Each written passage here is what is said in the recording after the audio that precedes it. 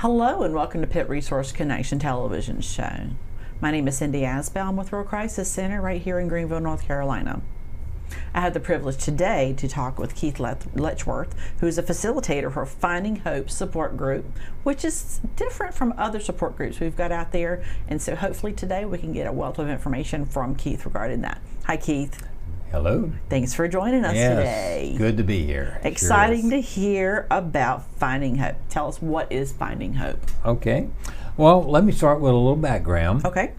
Finding Hope is a support group for family members who have loved ones that are battling addictions. It is a ministry of Hope is Alive. That's a national organization that focuses on sober mentoring and sober living. Hope is Alive operates they call them sober mentoring homes in Oklahoma, Missouri, Texas, and North Carolina. Fairly new to North Carolina. And we're fortunate to have one right here in Pitt County. Great. As well. The philosophy, radical life change, has enabled many, several hundred men and women to remain alcohol and drug free years after leaving the sober mentoring home. Its graduates have a 85% sober rate of sober living following 2 years after leaving the program. 85%. And that's the highest percentage of any program in the United States. That's amazing. So where does Finding Hope fit in with all this? Well, as we know, addiction affects not only the individual that's abusing the alcohol or drugs, but the entire family. And as the individual goes through a healing process, family members have to go through a healing process as well. And Finding Hope provides the opportunity to experience that healing. Okay. So how did Finding Hope get started? Well, a couple in Oklahoma City, their names are Tanya and Mike Doris, and Oklahoma City is actually where Hope is Alive originated. Okay. They were really struggling with the death of their 31-year-old son due to drug addiction.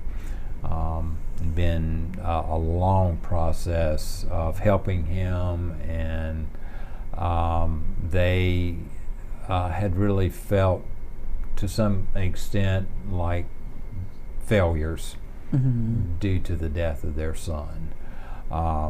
Tanya heard Lance Lang, he's the founder of Hope is Alive, speak, and she knew immediately that Hope is Alive could offer the same hope to family members as it has to the individuals with addiction. So she and her husband met with Lance, and after about 16 months of planning, the first Finding Hope support group was started in Oklahoma City in 2015. Oh wow, that's amazing. So it's been around for a while. There are more than 40 Finding Hope support groups in 6 states in the nation now. All right, so let's get to these specifics. Now we have a Finding Hope support group here in Pitt County. Tell us when and where and all about that. Yes, we have one, and it took some months of planning to get that one off the ground too. But this support group meets twice a month. It meets the second and fourth Mondays, and that is the time is 6:30 to 8 p.m. Yes, that's where that flyer is. Okay, Flyer. And yeah, I mean, do the Vanna I can do thing. the Vanna. Here it is. We meet at Jarvis Memorial United Methodist Church, and that's in downtown Greenville. All right, and all the specifics. If you need a flyer, you can reach out to Keith. Or to Christy. You can get a flyer in second and the fourth Monday, 6:30, downtown, corner Green and Dickinson. So that's just good to remember, second and fourth. And generally, you guys at 6:30, about 8 o'clock wrap up time. So that's real important to be able to have something that is a consistent place to be able to have that meeting. That's great. And they're doing that there. And Jarvis has been so open to having the group there as well. That's great. All right. Okay, so who is leading the group? Okay. 2 facilitators. Finding Hope does recommend that each group have 2 facilitators. One of them is Christy Wooten, and then I'm the other facilitator. Okay. Both of us have gone through a day-long training with Amy LaRue. Amy is the National Finding Hope Coordinator with Hope is Alive.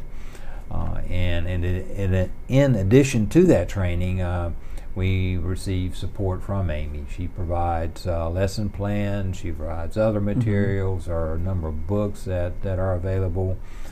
Amy also does a podcast twice a month, and that's available not only to the facilitators but to the family members as well.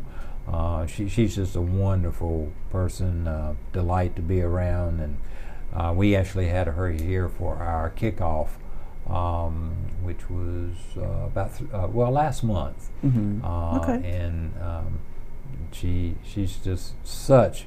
She's one that her husband was addicted to alcohol, so she's had that lived experience, and she just is a wealth of information and helps us a lot. Oh, good. Now, you mentioned lesson plans. Is this group a class? Unequivocally no. No. The lesson plans are actually guides for the facilitators for group discussions around specific topics. So, we're not getting up in front of the group and lecturing or anything. We're sitting around the table or in a circle, and but these guides for discussions on topics around addiction. They include the disease of addiction, codependency, and that's something that families struggle with quite a bit. Grief, gratitude, boundaries, family roles, recovery. All these are just examples of probably about 30 to 35 different topics that we can cover, and a lot of these are based on the needs of the group. So we don't have, we're going to do this week and this next week and this. We kind of gauge what the group is going through and what the needs are, and Christy and I will choose a topic that will address those particular needs. But the guides provide a structure for the meeting, so it's not just a free-for-all. Right. Everybody come in and have their say and leave. There is a structure there, and it does not only allow but encourage the participants to share their experiences, share their feelings, share their hopes, as they're willing to do so. So what else goes on in support groups? Well, occasionally we'll have speakers come in, usually about 20 to 30 minutes to share. And again, it'll depend on the needs of the group itself, but some of the possibilities are maybe a family member that's been in a Finding Hope support group for some time to come in and share his or her experience and what Finding Hope has meant to them.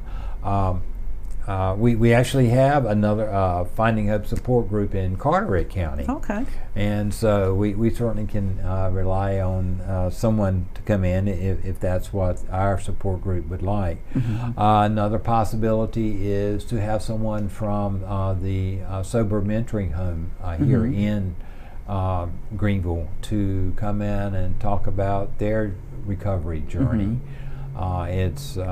They can share their experiences in their recovery journey, and more specifically how family members have helped and maybe sometimes maybe not even helped. hindered that recovery. So that's always been from what we understand, a real helpful session for the group members. We we'll also have representatives of community resources. For example, we might have a therapist come in to talk about the recovery process, or maybe even to share the availability of other therapists in the community that can provide the kind of treatment that will be beneficial to someone that does have an addiction. We might also reach out to the health department or Department of Social Services or Trillium, the mental health agency, based on the resources that they have that might be beneficial to the family members. But it will all depend on what their needs are. We don't say, well, today we're going to hear from the health department. Right. And, no, I don't want to go to that one. Or I do need to go to that one. So I think it's important that you are kind of gauging what those needs are with your group. That's great. Okay, how much does it cost? There is absolutely no cost whatsoever. Great. Yes. Free. Yeah. The meetings are free, and they are open to anyone that's supporting a loved one with an addiction. No money involved. Great. Now, a lot of people will know about AA, Al-Anon, NA, other support groups. Tell us how Finding Hope is different from those other support groups. Well, there certainly are many similarities, and all those are good support groups as well. Perhaps the primary difference is that Finding Hope is faith-based. That is that we use principles of the Christian faith to help participants through their healing process. For example, I mentioned the lesson plans or discussion guides that we have. Each of those have a scriptural reference that we encourage the members to read and think about throughout the week, that will maybe kind of help keep them grounded in their healing process. Now, does that mean that someone who is Muslim or Jewish or Hindu can't attend? No, absolutely not. Right. We welcome everybody, and we think that people of other faiths can benefit from the support group. But we do want people to be aware that of the emphasis on the Christian faith. So that is the foundation for that. Okay. So what are some other differences that you offer? Well, I think, and others have stated this too, that Finding Hope is strongly person-oriented. We listen to the experiences that each individual shares, and we validate those experiences. They're legitimate, and all the feelings that go along with them, the feelings of frustration, the feelings of, oh, my son has been off the drug for 6 weeks now. All the joy that's involved in that. There's just such a range of feelings, and we hopefully help the participants understand that whatever they're feeling is legitimate. There's no that wrong validation. feeling. A former drug user said that the two characteristics that are the two most helpful therapists that he had during his recovery stood out, and that's a sense of humility and a sense of humanity. So that's really stuck with Christy and me, and that's what we hope we can portray. We don't have all the answers. I'm not sure we have any specific answers, right? But we help walk individuals through that recovery journey as a family member, and it's relating as an individual, as one person to another, one human to another. There are three key principles that we emphasize too in Finding Hope. One is that you are not alone. Right. So many family members come in feeling I'm the only one in this world that has experienced this. No one understands what I've gone through, and almost a feeling of total despair and certainly frustration. Well, we help them understand that they're not the only ones. Not in a negative way, but in that there are a lot of people that experience the same things that they do. Right. They're not unusual. They're not out on the fringes. Yeah. And help them feel that they're a part of a group that at least has some degree of understanding of what they're going through, so they're not alone. Second thing is that we emphasize is, and it's not your fault. Right. That is another thing that people come in with. Well, if I'd done this, my daughter wouldn't have gotten into using crack, or if I'd done this, my wife wouldn't have started drinking. But we help them understand that they didn't cause those things. Some of that can be displaced from other people who are struggling, who don't really know what to say except to maybe try to push that to someone else, and then that person thinking they have to accept that. Yeah, we have so many family members that they will readily say, well, I hear that all the time. Well, if it hadn't been for you, I wouldn't be drinking. So it's a lot of guilt. And that's part of the healing, is to be able to shed that guilt. And then finally, there is hope. There's hope that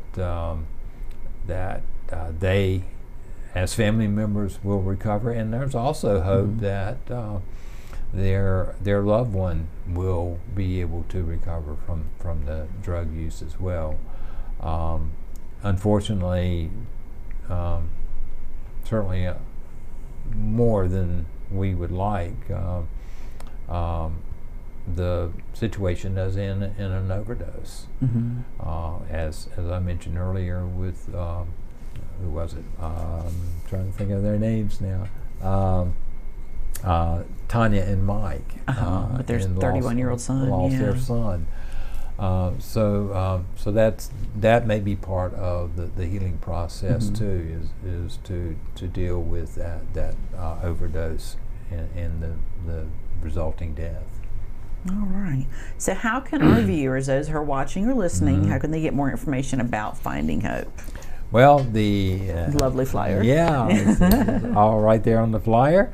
For the group that Christy and I facilitate, we have our phone numbers available. Christy's is 252-341-9356, and my phone number is 252-347-6365. And we're open to calls, and we'll provide information about the group. And in fact, Christy was telling me day before yesterday that she had 2 calls, that she spent about 30 minutes on the phone talking with each person. So it's not just, here's the information, click, hang up. We're willing to listen. You're very much engaged in what you're doing. Now, in general, to get information, you can go to the Finding Hope website, and that's an interesting website name. It's www.findinghope.today. So it's not .com, it's not, but it's Finding Hope Today. So that's actually a link to Hope is Alive, correct? It is, and but lots of good information on the website. It has several testimonies from family members that have been part of the support group.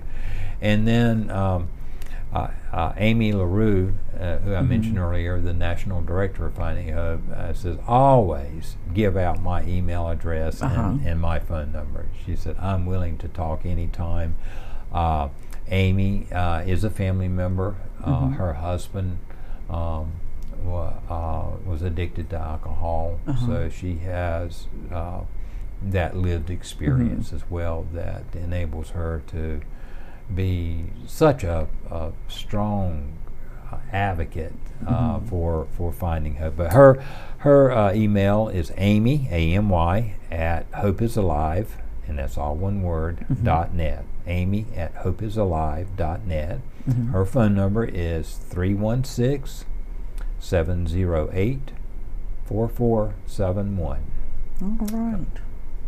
Well, that's a lot of information. Great new support group, having their own spin on what that support can be, and dealing with people who are struggling with alcohol and drugs, and those people that are wanting to support them and find a way to have that and not be by yourself in that journey with them.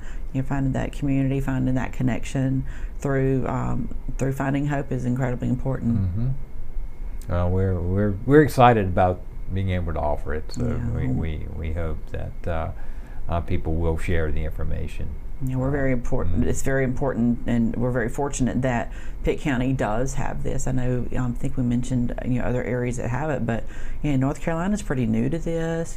The housing, the support groups and all that. These are incredible supports that we need to have, so that people are not trying to go through this on their own, and knowing that other people can walk with them in that journey. Exactly. Yeah. All right.